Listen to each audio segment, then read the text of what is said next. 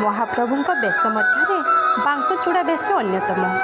କାର୍ତ୍ତିକ ମାସର ପଞ୍ଚୁକ ମଧ୍ୟରେ ପଡ଼ୁଥିବା ଶୁକ୍ଳ ଦ୍ୱାଦଶୀ ତିଥିରେ ରତ୍ନସିଂହାସନରେ ଶ୍ରୀବିଗ୍ରହଙ୍କୁ ବାଙ୍କଚୂଡ଼ା ବେଶରେ ସଜ୍ଜିତ କରାଯାଏ। ଶ୍ରୀକୃଷ୍ଣଙ୍କୁ ଏବଂ ବଳରାମଙ୍କୁ ଆଣିବାକୁ କଂସ ଦ୍ୱାରା ପ୍ରେରିତ ହୋଇ ଯାଇଥିଲେ ଗୋପପୁରକୁ। ସେତେବେଳେ ଭଗବାନ ଶ୍ରୀକୃଷ୍ଣ ଓ ବଳରାମ ବାଙ୍କଚୂଡ଼ା ପକାଇ ଭକ୍ତ ଅକ୍ରୂରକୁ ଏହି ବେଶରେ ଦର୍ଶନ ଦେଇଥିଲେ। ସେହି ସ୍ମୃତିକୁ ଉଜ୍ଜୀବିତ କରିବା ପାଇଁ ପୁରୀ ଶ୍ରୀମନ୍ଦିରରେ ବହୁ ପୁରାତନ କାଳରୁ ବାଙ୍କଚୂଡ଼ା ବେଶ ପାଳିତ ହୋଇ ଆସୁଛି। ଏହି ବେଶର ବିଶେଷତ୍ୱ ଯେ ଜଗନ୍ନାଥ ଓ ବଳଭଦ୍ରଙ୍କ ଶ୍ରୀମସ୍ତକରେ ଚନ୍ଦ୍ରିକା ଚୂଳ ସହିତ ଦକ୍ଷିଣ ଦିଗ ଆଡ଼କୁ ଖସା ପଡ଼େ। ଏହି ଖସା,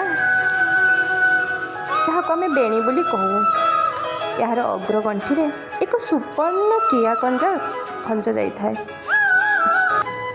ଏକ ଛୋଟ ସ୍ୱର୍ଣ୍ଣ କିରୀଟ ଠାକୁରମାନଙ୍କ କପାଳର ଶୀର୍ଷ ଭାଗରେ ଶୋଭା ପାଇଥାଏ। ଲକ୍ଷ୍ମୀ ନାରାୟଣ ବେଶରେ ଲାଗୁଥିବା ଅଧିକାଂଶ ଅଳଙ୍କାର ଏଥିରେ ବ୍ୟବହୃତ ହୋଇଥାଏ। ଜଗନ୍ନାଥ ଚକ୍ର ଓ ଶଙ୍ଖ ଏବଂ ବଳଭଦ୍ର ହଳ ମୂଷଳ ଧାରଣ କରନ୍ତି। ମାତ୍ର ଏହି ବେଶରେ ସୁଭଦ୍ରାଙ୍କ ଆଭୂଷଣ ପରିବର୍ତ୍ତନ ହୁଏ ନାହିଁ। କେବଳ ତାଙ୍କର ମସ୍ତକରେ ସୁବର୍ଣ୍ଣ କିଆରେ ଶୋଭିତ ହୁଏ।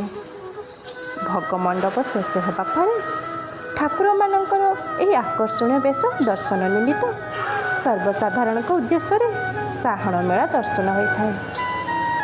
ଏହି ଦିନ ଦର୍ଶନ ସମୟରେ ଭକ୍ତମାନେ ରତ୍ନସିଂହାସନ ସମୀପ ପର୍ଯ୍ୟନ୍ତ ଯାଇଥାନ୍ତି। ବାଙ୍କଚୂଡ଼ା ବେଶ ଏକ କୃଷ୍ଣ ସମ୍ପର୍କିତ ବେଶ। ଜୟ ଜଗନ୍ନାଥ।